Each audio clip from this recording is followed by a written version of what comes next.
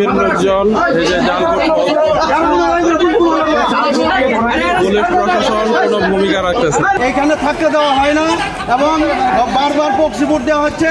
আমরা বলার পরেও কোনো প্রতিকার না পাওয়াতে আমরা এই ভোটকে বর্জন করলাম এবং আমরা কেন্দ্রে ছেড়ে চলে গেলাম। সজীব চলে আসো। বাত ব্যথা, প্যারালাইসিস কিংবা আর্থ্রাইটিস, আধুনিক ফিজিওথেরাপি ও পুনর্বাসন চিকিৎসায় নির্ভরযোগ্য নাম ডিপিআরসি।